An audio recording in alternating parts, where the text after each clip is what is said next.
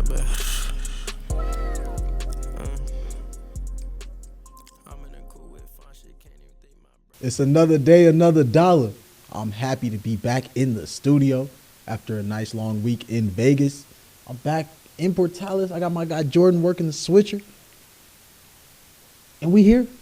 We here. It's Sweet 16 time. Yes, sir. It's time, baby. It's the moment we've been waiting on. Now, we're just going to jump right into the action here. We saw some miraculous games, some crazy finishes. Wisconsin and VCU and Maryland. We've seen some crazy games to get things started. But here today, we're going to dive straight into the Sweet 16 breakdown. I got every single game coming for you. All right?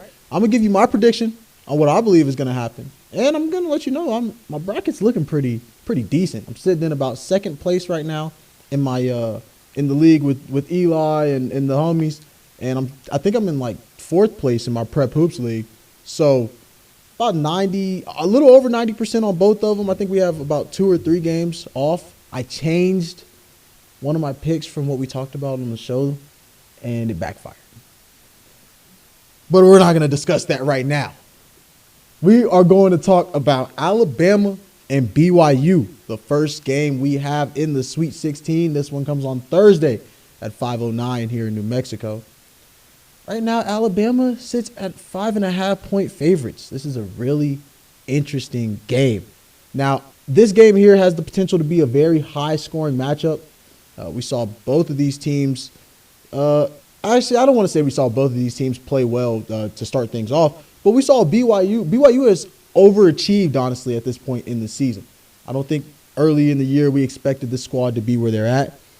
They beat VCU and then turned around and handled Wisconsin, a team that a lot of the country was kind of high on. We saw 3 come on the show and say that he thought Wisconsin was going to really make a run and possibly be in the, what did he say, Elite 8, Sweet 16? I forgot. Yeah, I think he said Sweet 16. And they came up short in a crazy game. Had the casino rocking. I'll say that. But, yeah, this BYU team, they are 11-1 in their last 12 games. I believe that they're 4-1 in their last 5 games. That's with a loss to U of H. Let me make sure on that one. But, yeah, they beat Wisconsin, beat VCU. Their last L was to U of H. It was a disgusting loss, I'm not going to lie, 74-54. Iowa State before that, Utah before that. So they're looking pretty good. This team they're rolling right now. On the flip side, Bama hasn't looked like their usual self as of late. I will say that for the majority of this season, I've said that Bama is possibly the best team in the nation. Excuse me. It's kind of tough thinking about this game because BYU is really rolling right now, as we said, and Bama's not. I don't want to say they're not rolling, but they're not playing at their highest level. They're not playing as one right now. But what we have seen from Alabama this season in SEC play, they're one of the best teams in the country when they're playing as one. We saw them, pull off a solid victory against St. Mary's last game. But the game was closer than the score reflects in the end, honestly. And even the round before that, you have a 9-point victory, A big-time L to Florida. They dubbed a injury-full Kentucky squad before that, but, pulled off a good win against Auburn. But in these last 3, they haven't been playing that well. This is a really big matchup. I don't like that these two teams have to play so early in the Sweet 16. I really wish we could see this one in like the Elite 8 or the Final 4. But honestly, I think Alabama's just they have too much talent, too much firepower on their squad. I don't know how BYU is going to be able to hang with them for 40 minutes. If they can control the pace, that's fine. But I honestly think it doesn't matter what pace this game is played at. I think Alabama can adjust to any tempo and control the tempo with just having the better players on the floor. It's not that difficult. It's not the X's and the O's. It's the Jimmys and the Joes in this situation. Youngblood, he's a killer. You know what I mean? Alabama got a few guys. You got Sears. Now, he's a dog. He was killing all season. I do have to say, he is 5 for 35 from three in his last 35 attempts. You understand what I'm saying? You understand what I'm saying, Jordan? I feel you. He is 5 for that. 14%. He's 14%, dog. So he's going to have to step up in this one. He's averaging 18.6 points this season, shooting the ball 40.1%. He's 84.9 from the free throw line. Can he step up and start knocking down shots? That's going to have to get answered on Thursday in the opening Sweet 16 matchup. Honestly, I like Alabama to win this game. I have them moving on my bracket. I need them to move on for my bracket. Currently, the line is at 5.5 for Alabama. It started off at 4.5. It's since moved. Like I said, I like the money line here. If you're taking this game single-handedly, minus 215. Do what you want to do, but Alabama to win by 6, and cover that minus 5.5. I think I do like that. I think they can pull away with this game. But for the sake of the show, we're gonna stay safe and stay on the bracket side of things in this one. And we might throw out some little numbers, but I'm gonna say Alabama wins this game. They move on. BYU, they've had a great season. They've overachieved, as we said earlier. And I think that this is where the run comes to an end. Yep. So we're going to move on. And the next game that we have is Florida versus Maryland. This one is also on Thursday, and this one is at 5:39 here in New Mexico. Number 1 seed Florida, 4 seed Maryland will take on each other on TBS. Excuse me. Oh, struggled to get that one out there. But no, I'm looking forward to this game, man.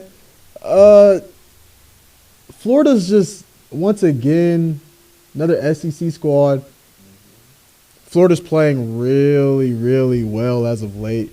Condon, he's from Australia. I believe you say Condon. I believe is how you say his name.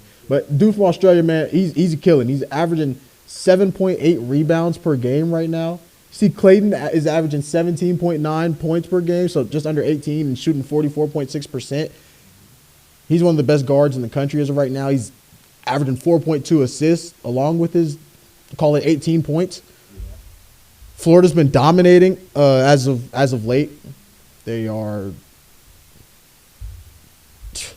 you got to go back to January 4th against Kentucky is when they had their last loss. And in that game, Clayton had 33. That was back when Kentucky was really hooping too. Kentucky was a 10 seed, and that's not a weak Kentucky team as we have seen. That's before all the injuries, and we're seeing right now that Kentucky squad is legit. As we'll get into that later. But this Kentucky squad is legit. And that's the last L that they have. Prior to that, it was Missouri back January 14th. This is a really good Florida squad. They're shooting the ball really well. The only thing that they need to improve on, is getting off to a fast start. We saw last round, things were a little scary against UConn. Yeah, it was kind of close. Yeah, Dan Hurley, man. Dan was talking about it was the referees, and he told I forgot who he said. He's like, I hope they don't do y'all like that. And we see some investigations starting because of that. They said that allegedly somebody, one of the people associated with UConn, came and grabbed whoever recorded that, came and grabbed like their phone, and they're saying that he might have made some sort of threat, saying like, "I'll ruin your life" or something. And I believe the game was played in North Carolina, where making threats is illegal. So that's a whole situation where I've seen some things with them saying that they're talking about maybe banning UConn from postseason or something. I don't know. I kind of have to dive more into that, to be honest. But they took down a good UConn squad.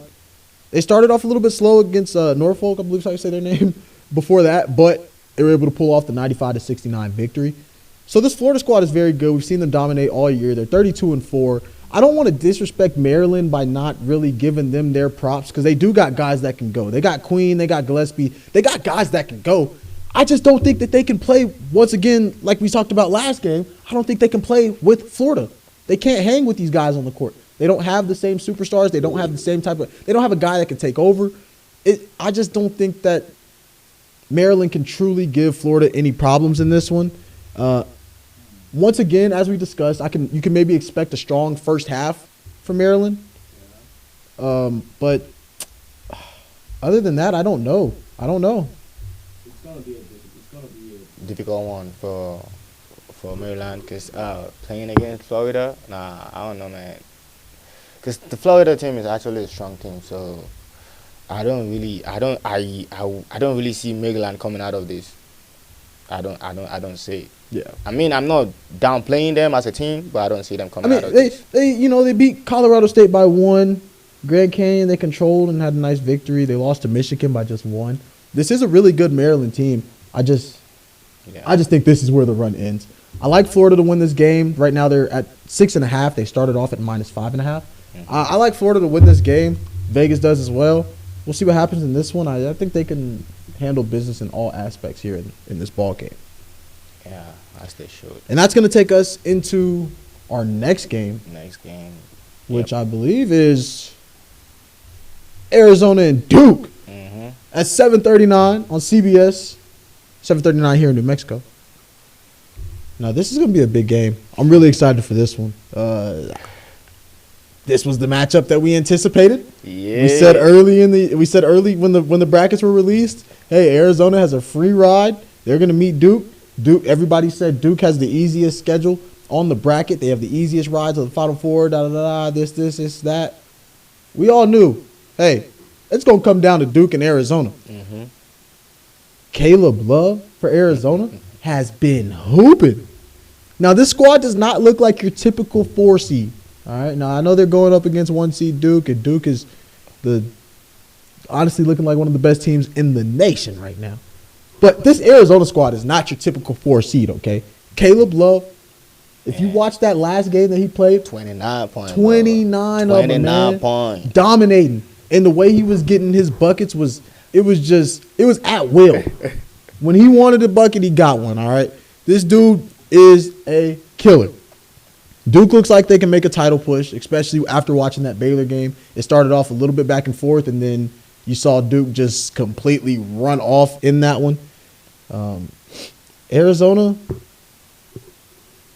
I'll give them their props. I'll say they are a very strong defensive team. They have been. They've been a really good defensive team, especially towards the end of Big 12 play and going into this tournament. Unfortunately, they can't shoot the ball worth a damn from deep. They have really struggled. They're one of the worst three-point shooting teams in the country right now. And I don't know if that's going to allow them to have success against Duke. You're going to have to score. Yeah. You're playing Cooper Flag, you're playing Con, you're playing some real dogs that you're going to have to, you got to go bucket for bucket at times. I don't know how well you can stop this Duke squad. Yeah. So you're going to have to go bucket for bucket. Duke won this matchup comfortably earlier in the year. There were some things that were different, though. Caleb Foster was starting while James come off the bench at the time.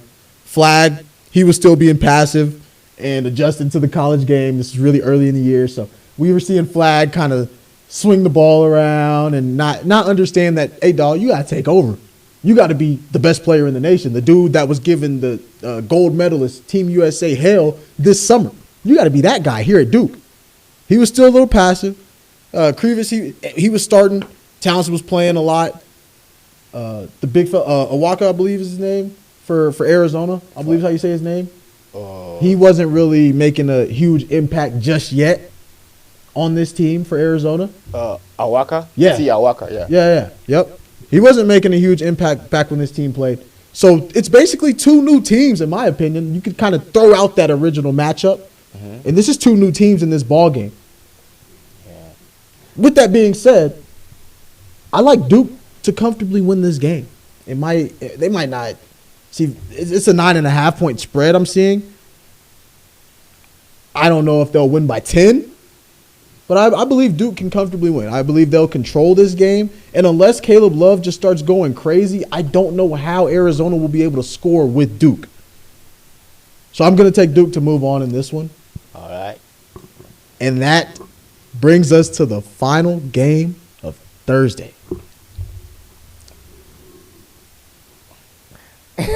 Nobody thought this was possible. Oh, no, man. They didn't believe.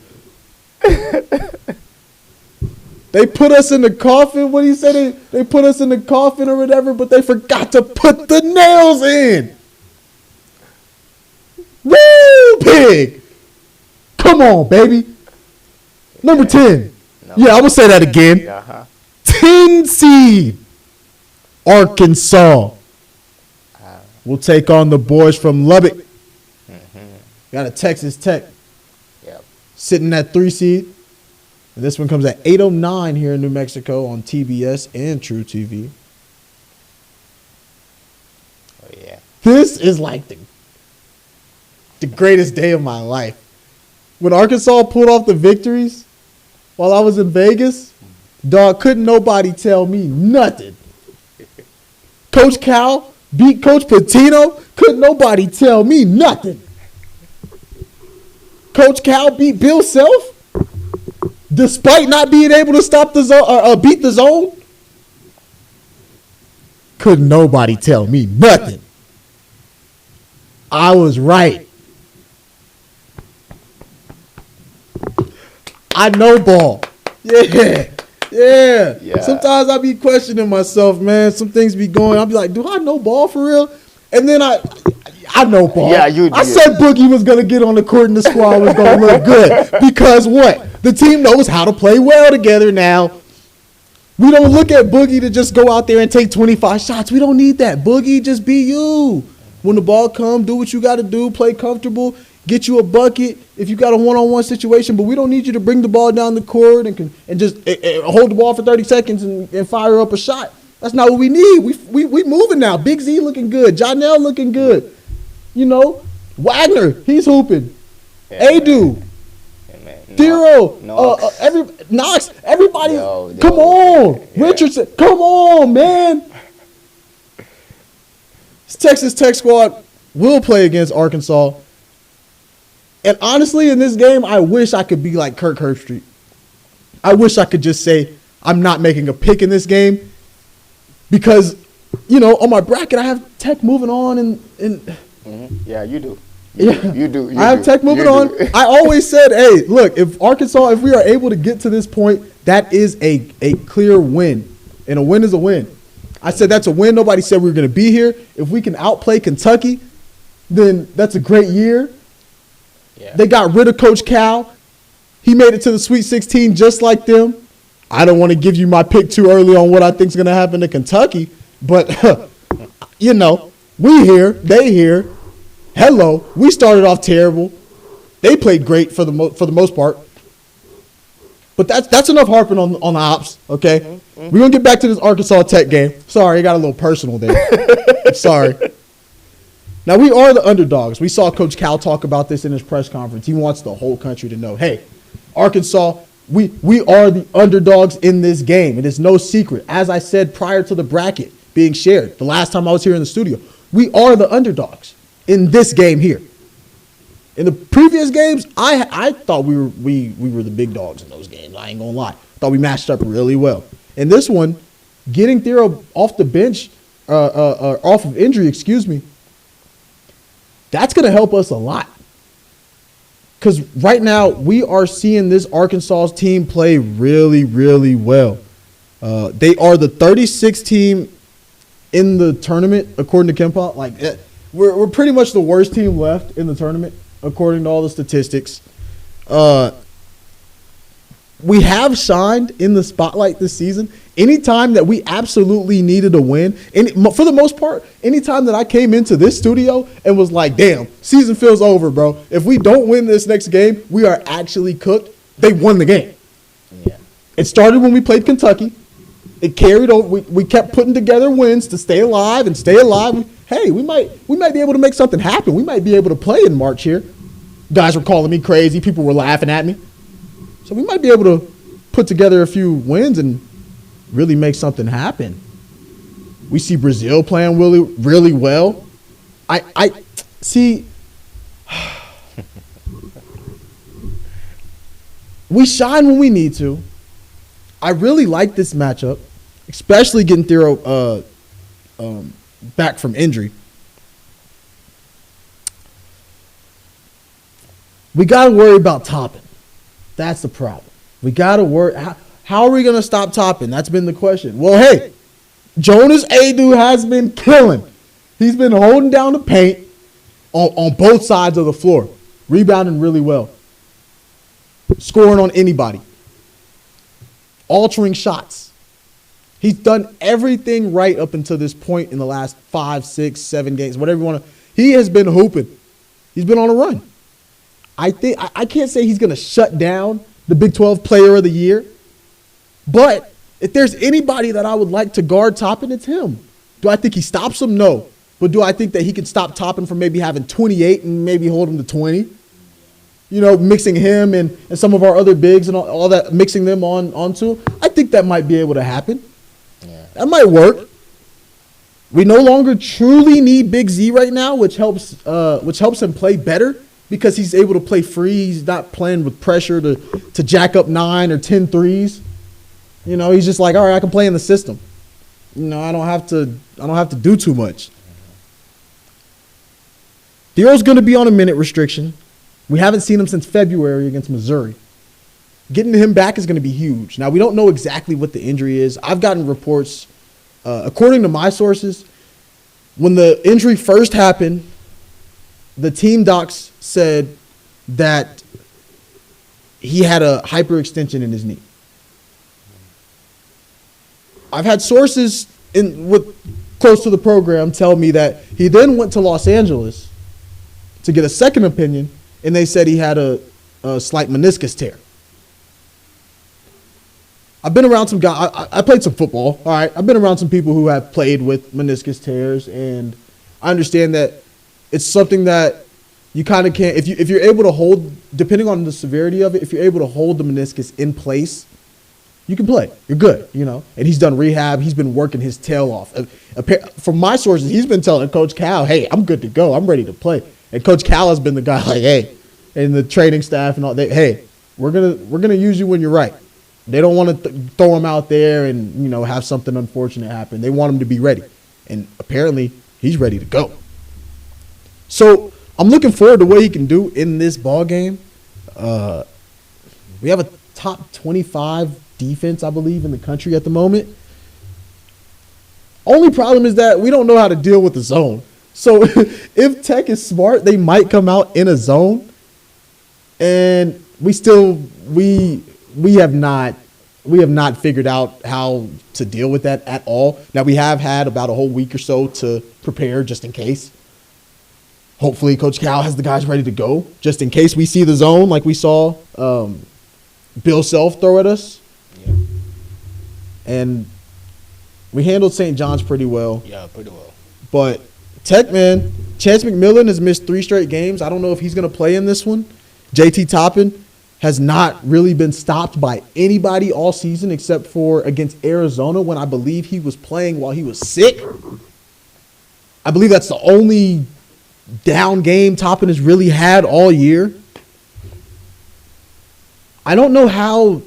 I just really think that Tech can beat this Arkansas squad just by wearing us down. Man, we haven't had to, other than that St. John's game, we haven't seen a team with real elite scores the way that Tech has. And I think Tech has better scores than St. John's. Obviously, we match up really well, especially getting our guys off of the injury reserve.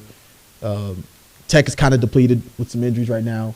You know, Chance being out is very big for this team. It pains me to say, but I believe Tech is going to win this game. I've said it, you know, since the start. But this has been one hell of a ride for Arkansas. And If we pull off the dub, hey, I'm lit. I'm rooting for Arkansas. I just can't be biased in my take. Yeah. I have to be honest. And I believe Tech is going to win this game. I think right now they're like 5.5-point favorites. I believe it opened up at 6.5. So Vegas believes they're going to win it as well. I think it's like they got a 230 money line for Texas Tech to win. So the odds are for Tech to win as well. And I don't think that's far off. I don't think that's far-fetched. I think that's just about right. This has been a great ride for us here at Arkansas. And I hope, hey, if we can keep it going and my bracket is cooked because of that and we go on and we win a national championship, so be it. Damn the bracket. All right? We'll pick. That's what we do. Let's do better than Kentucky. So that's going to wrap up our first 4 games of the Sweet 16. We're going to take a quick break, and we will return with Friday's slate of games. Welcome back. It is time to discuss Friday's slate of games. Coming up first at 5:09 on CBS, we got Michigan State and Ole Miss. 2 versus 6. Michigan State with the 2 seed, Ole Miss at the 6 seed. Now, this is going to be a really interesting game. We got 2 legendary coaches. Coach Beard, Coach Izzo. You know, they say you got January, February, Izzo, April. You know, this is real deal now. This is a real deal coaches battle. Kind of like what we got to see with Arkansas and Kansas and then St. John's. You know, we got 3 elite coaches out of a 4-team pool play. Like, you know, kind of a similar situation here. This is a nice setup for the NCAA. All right. Ole Miss, right now, they are the 21st team in the country. They're the 3rd worst team left in the tournament, according to KenPom. But I don't think this Ole Miss squad is weak. Now, we've watched them dominate all season. I remember being in Shreveport and watching them play earlier in the years, like January. Yeah, it was early January. And I was like, yo, this team is different. Yo, who's this for? Who's this guard with the little headband? Yo, these boys kind of different. See the white boy pulling up, going crazy. Watch Ole Miss play against Arkansas in the SEC tournament. Of course, we struck out. I'm not going to say his name. He's been playing well. But we had one individual player strike out in a basketball game, and we lost. He has since redeemed himself. I'm not mad no more. Okay. But this Ole Miss squad is legit. Ole Miss, other than Sean, the problem is that they don't really have anybody that can truly take over.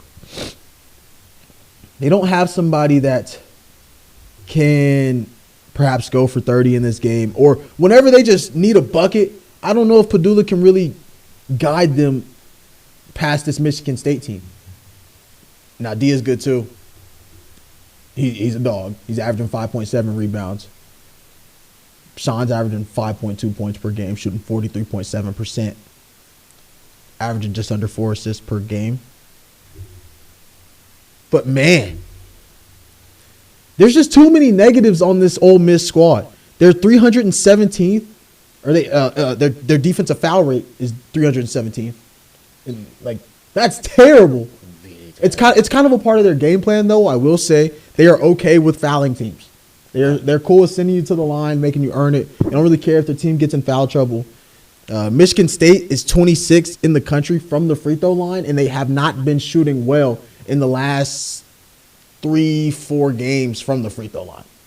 You get what I'm saying? They're 26, and this is them like falling off. Yeah. They're honestly probably a top 15, top 20. When it comes to free throw? Yeah. So, and Ole Miss fouls a lot. So which means if 1 plus 1 equals 2, 1 plus 1 equals 4. Exactly. Oh boy. Ole Miss has also struggled to rebound the ball this year. It's been a real deal struggle. They're kind of undersized, which is what helps them at times, being able to run and push the pace. But they are a tad bit undersized, and playing against, you know, a squad like Michigan State, where you're playing against Kohler, I believe is how you say his name. I know Jackson is his first name. I believe Cole is how you say his last name. But, man, he's averaging 7.5 rebounds himself. You're playing against guys who can go. You're playing against Cohen Carr. You know, these guys rebound. This is a Tom Izzo-led team. Of course they rebound. Yeah. You have to rebound to play at Michigan State. You can't be a Spartan without rebounding and playing defense. In general, rebound in the game of basketball is so important. Exactly. It's really important. Exactly. And I think this is a really ideal matchup for Michigan State. Like we just discussed, they really control the glass. Their front court is just really dominant. And they've been rolling. We saw them control the game against UNM. Kind of got off to a slow start against Bryant. Their guard play is going to have to pick up. They're going to have to knock down shots. Their guards have kind of struggled in these last two. But their front court has still looked good. They've been gelling well. They're moving as one. They dubbed Michigan, dubbed Oregon. Last loss comes to Wisconsin by 3. It's a really solid team, man, and led by Izzo. I like Michigan State. This is who I had meeting in this game in in the bracket that was released before the tournament started. And I got to rock with my pick. I can't bet against Izzo in this situation. Michigan State has the guard advantage in this one. They have the talent advantage in this one. All they have to do is defend the 3 and rebound on both sides, and they should be all right. They should be good. I like Michigan State to move on in this game. Right now, Vegas has the lines at 3.5. I think Michigan State should be fine. The money line's at -170, so Vegas right now says this one should be a very good game. All right? So I'll be looking forward to this one. I like Michigan State to move on. And that will lead us into our next game of the day at 5:39 here in New Mexico on TBS and True TV. We will see number 3, Kentucky, take on Tennessee Volunteers, who are sitting at a 2 seed right now. Now, this game here is you got an SEC matchup in the Sweet 16. It's what we predicted to happen. 2 teams that honestly have not really identified themselves. Tennessee was off to a really hot start. We were talking about them with Alabama and some of these top national championship contenders at the beginning and middle of this season. We saw them, I don't want to say they fell off, but we saw them kind of start to slow down towards the end of the season. Chaz Lanier hasn't been shooting the ball as well. At the beginning of the season, we were saying, yo, he's right there with Johnny Broom and Cooper Flagg. This guy can potentially be a player of the year type of guy. And Toppin, you know, he's right up there. He could be a player of the year. He has since cooled down. Z at the point, beginning of the season, it was like he couldn't miss. Yeah. Coming into the season, it's like he's been kind of inconsistent. We've seen this Tennessee team pretty much have big game jitters. That's the only way I know how to put it. And on the other side, Kentucky, they've just been hit with the injury bug this year. Watching them play in the SEC was one special thing to see because you never knew what squad you were going to get from Coach Pope. Now, he's done a phenomenal job with this team. He took over for Coach Cal, and in his first year, he has taken this team to the Sweet 16. I know I give this Kentucky squad a lot of crap because, you know, I'm rocking with Coach Cal, so we over there in Arkansas. But I gotta show Mark Pope some respect. He got this team to the Sweet 16. I don't think we thought that this team was capable of even making it this far. They're 24-11. They're a 3 seed in the tournament. 4 for 5 out of their 4 out of their 5 last games. They have won, Dubbed Illinois, dubbed Troy, lost to Bama pretty bad, but whatever. They were able to beat OU and they were able to beat Missouri before that. This Kentucky team, Robinson was out. Carr was out. I'm missing one. Who's my dog, the white boy? Robinson, my bad, not the white boy. Butler, excuse me. I already said the white boy. But Butler was out as well. So I know that they got 2 out of the 3 healthy. I believe Robinson is done, if I'm not mistaken. Can you check that for me? I believe Robinson is out for the tournament. I don't think he's. I think he's done. But this Kentucky team, man, they look pretty solid as of late. Controlled the game against Illinois. We saw Tennessee kind of struggle with UCLA, kind of struggle with Wofford, lost to Florida, struggled with Auburn, who's a very good team. Beat them by 5, though. Played a close game with Texas, who went down to Xavier. This this Tennessee team is not rolling right now. They're doing the exact opposite of what we love to bet on, which is teams who are rolling. You know, I like to say that teams who are rolling are going to keep on going. The train not stopping for nobody. But here I have to kind of go against the grain here. I have to trust what I've seen all season, which is that the Volunteers are one of the best teams in the country. I know the Wildcats are solid, and Coach Pope has done a very good job of getting his team to this point. But I have to trust that the Chaz and Z, they got to step up in this one, huh? McMillan Jr., he got to step up. They got the talent. They should win this game. Kentucky is down with injuries. They haven't played together a whole lot as of late. As of right now, I'm rocking with Tennessee. I got them on my bracket to move on in this ball game as well, and I have to rock with my original pick. Vegas has them at 4.5, minus 190 money line. So they think it's going to be a good game. I like Tennessee to win this ball game. I think they'll dub Kentucky. Kentucky, it's been a great year.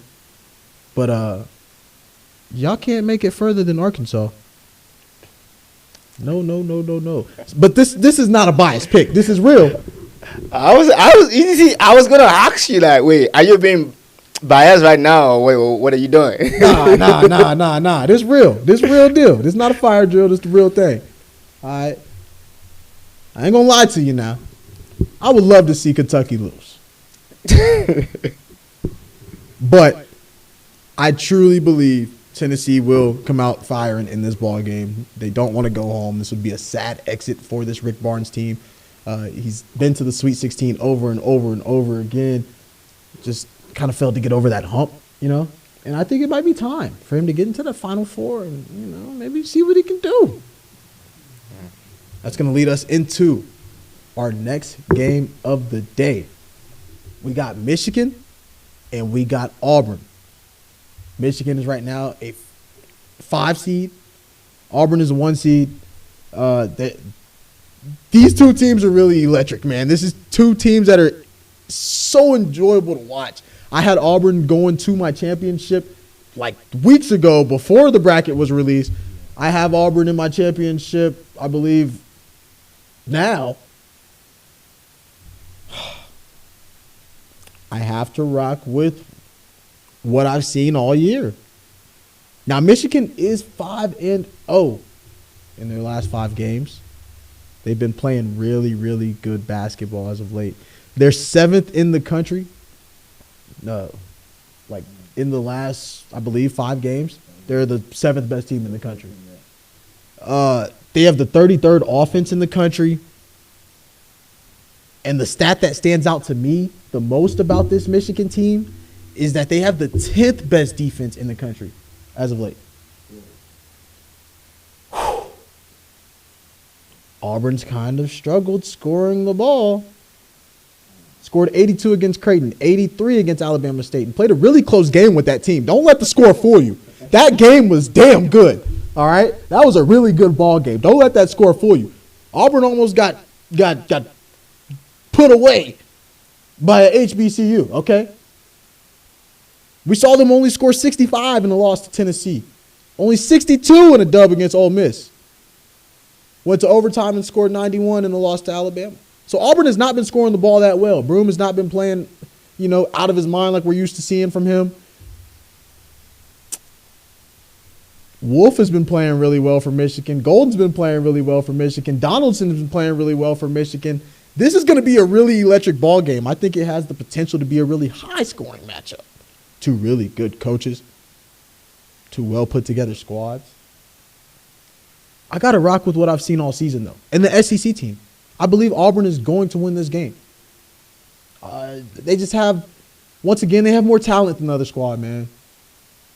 And when you got 7 or 8 that can go, and even though they haven't been gelling as of late, I believe that in this ball game, they turn it up a notch. I think this is a team that is able to kind of flip the switch with their age and knowing when things are real and when it's not. Hey, we can go home today. You know, we could actually go home today. They weren't worried about Alabama State sending them home. They weren't worried about Creighton sending them home. Facing this Michigan squad, you got to sit up in your chair because you could go home. So I believe they come out locked in this one, playing that SEC ball that we saw them playing early in the year when we said, hey, this team can win a national championship. I like Auburn to move on in this game. Currently, Vegas has them at 9.5. They think Auburn's going to blow them out. They got a minus 425 money line. So they believe Auburn is going to blow out Michigan. I don't know if it'll be like that, but I do like Auburn to win this ball game. I will say that. And that will bring us to our fourth and final Sweet 16 matchup. We have number 4, Purdue, taking on number 1, the hometown team. Yes, sir. The U of H Cougars. You know how it is. This one's at Lucas Oil Stadium in Indianapolis, home of the Colts. I don't necessarily think that basketball should be played in stadiums, but that's another conversation for another day. We've seen that has sparked a whole Twitter beef in the world right now. I'm really looking forward to this matchup, man. I'm gonna just keep it a stat for this game. I have 0 notes, no nothing. This one is for the love of the game, man. We all know I have U of H winning this doggone national championship, so y'all know who I believe is winning this game. But come on. Have you seen how Coach has these guys, man? You see them flying around on defense? This looks like a typical U of H squad. The difference is this team has a bit of a easier route to the chip than these previous teams. Coach Sampson has done one hell of a job with this squad. LJ Cryer has been on one, man. 30 point last game, man. 30 points. 30 point last game. I watched it. Now, we saw Purdue play a tight game with HPU in that first round, coming off of the loss to Michigan. And then the game with McNeese, they controlled it, but it was still a decently close game. This Purdue squad is not that good compared to what we've seen in the past with Edey and the last 2-3 years, that generational run that we saw from UConn and Purdue. This is not that same Purdue squad. And U of H, they're heating up right now. We saw them. Hey, did you see how well they looked at the end of that Gonzaga game? Like, come on, man. Gonzaga's not a pushover. That is not the matchup we wanted. Okay, but we came out firing in that game. Looked good against SIUE. Dubbed that game, controlled it. 48-point dub. Handled Arizona prior to that. Handled BYU prior to that. Handled Colorado prior to that. This U of H squad, Coach Sampson has this team rolling. And this is a sight to see.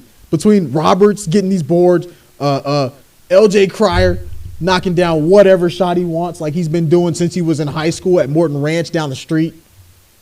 The kid is a killer. And he's trying to earn himself a check. It's time.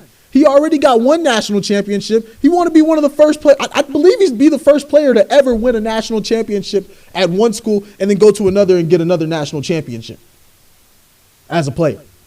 I don't know. I very well could be wrong. I don't know if anybody has ever done that. And he helped lead that Baylor squad. He has the chance to lead this U of H squad. I hope he do. Because trust me, I need that one. In LJ, we trust. I believe U of H can control this game from start to finish. Fast-paced team. Put the pressure on Purdue. Get them out their comfort zone. Coach Sampson, we know that you got the press defense of the century, baby. I know you do. I know he do. Sampson always got the best game plan. Right now, Vegas has this team winning this game in dominating fashion. They're giving Purdue no chance. They have a minus 425 on the money line and minus 7.5 for the point spread for U of H. Man, Uzan, he's been balling, averaging 4.4 assists per game right now. This U of H team has just been so fun to watch, man. I cannot lie. I really believe that they will control this ball game. They will play in the national championship. Give me U of H. Go Cougs in this one. That's the fourth game of the day on Friday, which means we have wrapped up our Sweet 16 list. Jordan, man, this has been a crazy ride up until this point. As we gear up for the Elite Eight, I don't know what's to come in these next few ball games, man. This is gonna be a really interesting Thursday and Friday, man. What we got? Christian Braun. What he do? He won it where? Where'd he win at? Council jails and the Denver Nuggets. The national championship, like in the. Nah, yeah. So that means he won. He didn't do that. He didn't do that. No, like that means like that's not two national championships. That's a national championship and then like he won back to back. I know what he said, but he won in college and then he won in the NBA. Yeah. I'm saying Right in college. Right? I want that. Yeah, national champion. I don't think we got I really don't believe it's been done before, dog. I don't think it's been done. I think LJ has the chance to be the first, and I think he can really make history, man.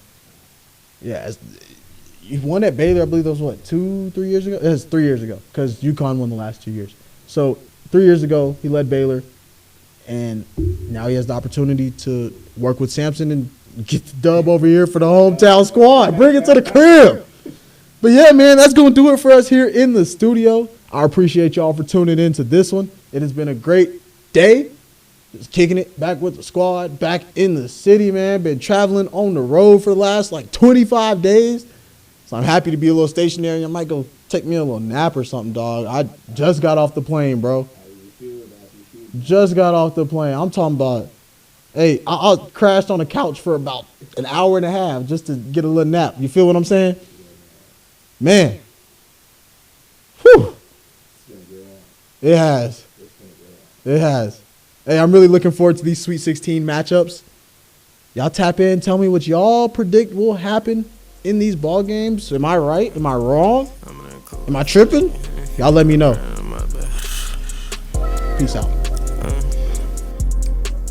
I'm in a cool with fun shit, can't even think my brain a mosh pit. I done applied that belt to so many busts, they think I'm a full-time mama. I was just broke in the trap trying to move these boats, but now my bills got commas, all this trauma. Money can't solve, but at least I saved my mama, huh? Brody won't burn, see thirst for kills, don't want no bendy Hondas, huh? I was a crash out, had to stop moving like that, drop paint on all white products. Cause be full of lean, I'm living a dream, it's off-white, that's a lean. I can't go in the drill, might pass so high, gon' find a killer at the scene. I used to curve that thick until I didn't. Now they worry about cheese. I like bad bitch 2-1 hard as course she need to make song with V's.